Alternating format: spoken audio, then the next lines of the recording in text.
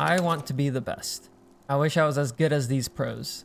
I wonder what would happen if I kept grinding. I'm sure I'm not alone when I have these thoughts. The drive to improve, reach your potential, and showcase your skill to the world is a very tempting dream. It's something I battle with constantly. Listen, a large majority of my audience is 18 to 21, according to the analytics. This is a big part of your life, at least it was for me. So I wanted to tell you guys about my experience competing for a year and trying to make it pro. And by sharing this insight, I hope that I can give you guys some value so you guys can do it better than I did. So the first thing I want to start with is actually Sentinels' recent Masters win. It was an incredible story. Sentinels was kind of just not really a good team anymore. Zelsis was retired, he was a six-man, whatever. He joined the team and then suddenly they're master winners. Granted they grinded it out. Pens was on a role swap, like all this stuff. And I know for me, like listening to it and watching it all unfold, it was, I guess, number one, very inspiring, but number two, it kind of brings up some unresolved emotions that I have. Stories like this, I think, motivate and inspire a lot of people to try to go down this path.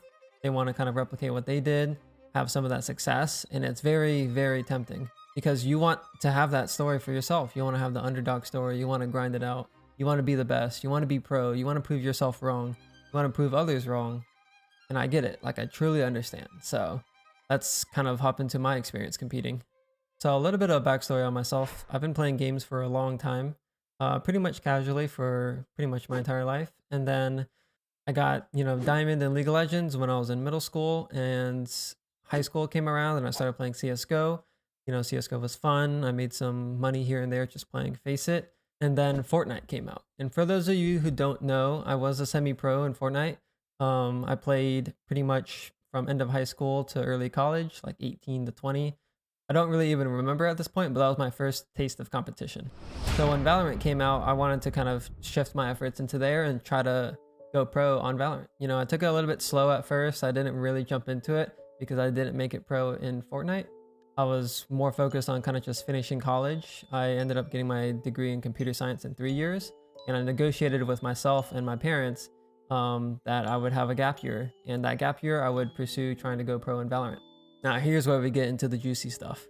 So I competed for a year, and I'll kind of summarize it for you guys, but essentially I made the roster from scratch. I reached out to friends or ranked players that I met, and we just grinded it out. There was like a core of 3 of us, me, Bobovo, and Evad, and we just played. We were able to get our team to top 50, which at the time was probably around like academy level rosters, like C9 Academy, DSM Academy. We regularly played those guys in tournaments. Sometimes we would take series or even maps off of them.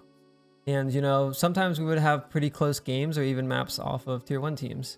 The reason why I share it is, we were close, but we weren't good enough to join an organization and get signed. Point is, I gave it a year. I didn't make it pro, and I had to quit. And one of the main reasons why I quit is just because I felt like I wasn't getting better. I felt like I let myself down. I felt like I was kind of just wasting time. I also wasn't really making any money. The tournament winnings are pretty small if we won anything at all. At age 21, I kind of envisioned myself being a little bit further along in the game of life than I was. So here's my advice to former me if I were to do it again. Like I just said, I wasn't really making any money, and I think that external stressor is actually a really big one to address. If you're going to try to go pro, at least having some source of income I think is important. Even if I had like a part-time job, or I was coaching a little bit more seriously on the side, just to kind of, fill that quota, I think would have helped a lot. For that year, I was only coaching here and there for just some money, nothing consistent. And as a result, every time I spent money or every time we lost a tournament or whatever, I felt bad, like more than I feel like I should have, because it felt like I was racing against the clock. I gave myself a year. I'm not making any money. Like, I have to make it. I honestly just don't think that's the way to do it. I think having some type of support for yourself, not only so you can kind of prove to yourself that you're earning it, you're able to, do your daily living. Other than the money thing, I would highly encourage my former self to continue improving outside of the game, and that would be in the form of reading and exercise. So something I'm sure I'll make a video on in the future is my weight. I was extremely unhealthy playing the game. I was 90 something pounds, like 95 probably. I'm 5'10", and I was 21 years old, right? So you can imagine I was pretty much a skeleton.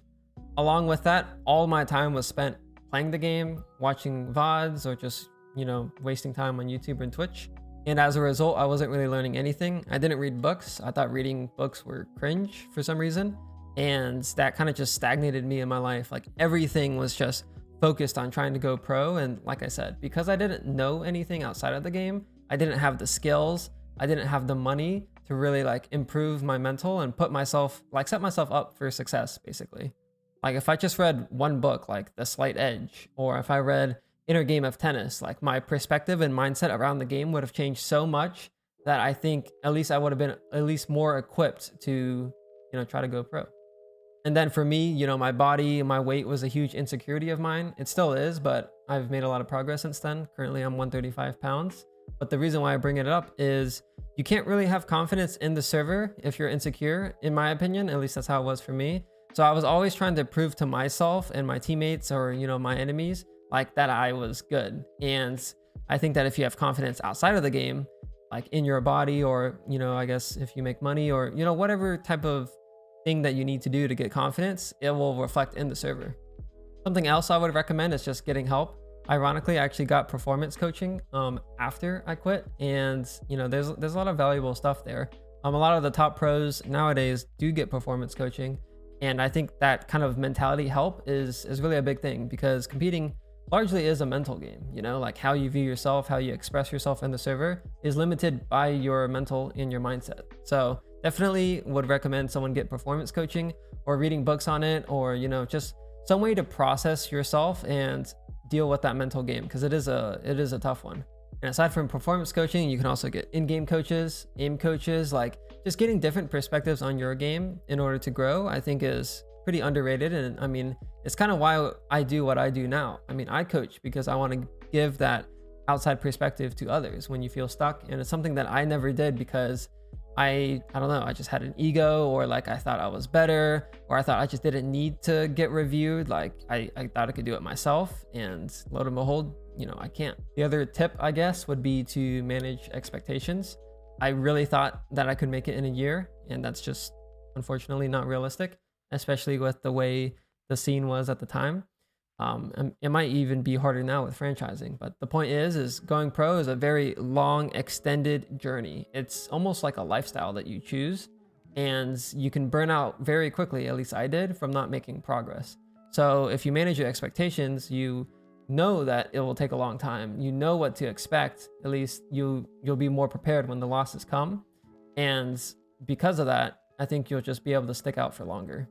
Along with this, I would probably recommend that you try to surround yourself with a bunch of, grinders. Friend groups and stuff like that are really useful. Like going down the journey of going pro alone, I think is very difficult because, again, you're just in your head all the time. At least I was.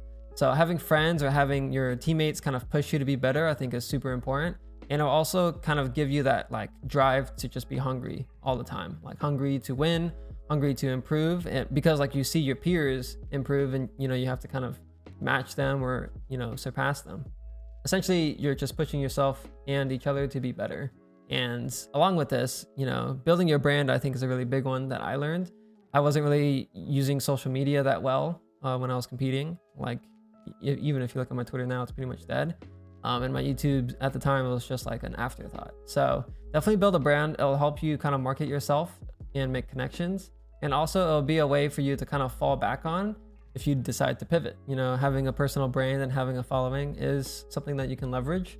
And if anything at all, it'll be a way for you to kind of look back at your past, and just it'll be a good memory for you. So just to quickly summarize some of the points, improving outside of the game, I think, is really important. Reading, exercise, making money, getting help will be extremely useful. So getting a coach, performance coach, mental coach, life coach, therapist, I don't know, whatever the case may be.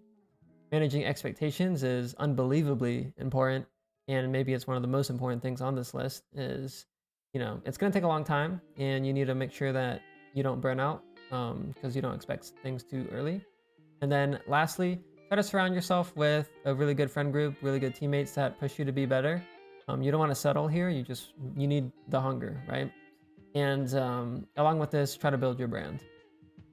So hopefully you guys got some value out of my thoughts and experiences. If you're still watching to this point, thank you. It means a lot. And it's, I know, a different type of video. It's not really meant for retention. I just wanted to share some thoughts. I guess if anyone is actually interested in coaching, at this point, my website should be up. So check out my website and there's some more details in there. But I appreciate you guys watching and I'll see you guys next time.